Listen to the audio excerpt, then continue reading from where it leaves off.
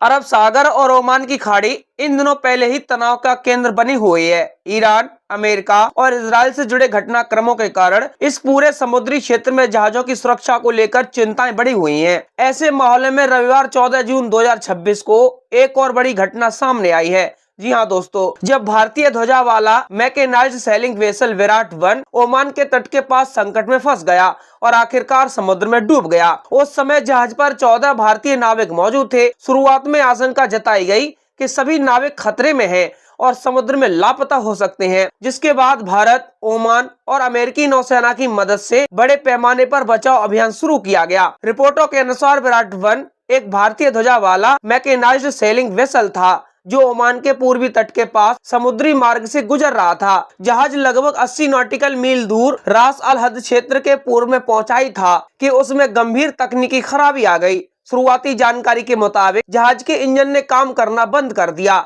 समुद्र में चल रहे किसी भी जहाज के लिए इंजन फेल होना सबसे खतरनाक स्थितियों में माना जाता है, क्योंकि इसके बाद जहाज लहरों और समुद्री धाराओं के भरोसे रह जाता है। इंजन फेल होने के बाद जहाज की स्थिति लगातार बिगड़ती चली गई। चालक दल ने स्थिति संभालने की कोशिश की, लेकिन तकनीकी खराबी इतनी गंभीर थी कि जहाज में पानी भरना शुरू हो गया। कुछ ही समय में यह स्पष्ट हो गया कि विराट 1 को बचा पाना मुश्किल है। खतरे को देखते हुए जहाज पर मौजूद 14 भारतीय नाविकों को तुरंत सुरक्षित स्थान पर ले जाने का निर्णय लिया गया। उधर भारतीय दूतावास को जैसे ही घटना की जानकारी मिली, उसने ओमान की समुद्री एजेंसियों और स्थानीय प्रशासन से संपर्क शुरू कर दिया। भारतीय दूतावास ने सार्वजनिक रूप से जानकारी दी कि भारतीय ध्वज वाला जहाज विराट 1 एक गंभीर समुद्री घटना का शिकार हुआ है। समुद्र के बीच संकट में फंसे नाविकों के लिए सबसे बड़ा खतरा समय होता है। यदि सहायता देर से पहुंचे तो लहरें, मौसम और समुद्री धाराएं जानलेवा साबित हो सकती है। इसी वजह से रेस्क्यू ऑपरेशन को युद्ध स्तर पर चलाया गया।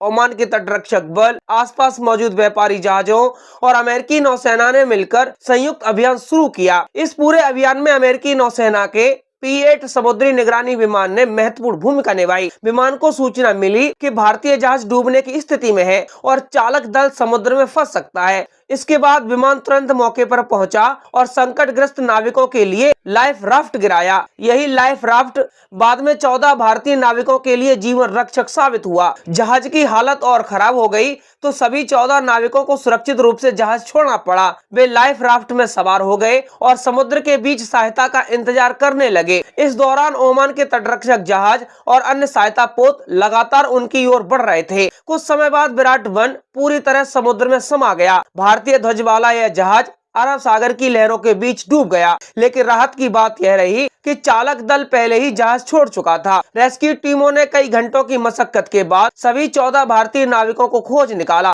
नाविकों को सुरक्षित निकाला गया और उन्हें ओमान के तट पर पहुंचाया गया। बाद में जारी तस्वीरों और आधिकारिक बयानों ने पुष्टि की कि सभी भारतीय नाविक सुरक्षित हैं और किसी के हताहत होने की सूचना नहीं है। यह घटना ऐसे समय हुई है जब ओमान के आसपास का समुद्री क्षेत्र पहले ही बेहद संवेदनशील बना हुआ है। पिछले कुछ दिनों में कई जहाजों पर हमलों, मिसाइल घटनाओं और सैन्य तनाव की खबरें आई हैं। हाल ही में कुछ भारतीय नाविकों की मौत से जुड़ी घटनाओं ने भी भारत की चिंता बढ़ाई थी। ऐसे माहौल में विराट 1 के डूबने की खबर ने शुरुआत में लोगों को यह आशंका दिला दी थी कि कहीं यह भी किसी हमले का परिणाम तो नहीं है।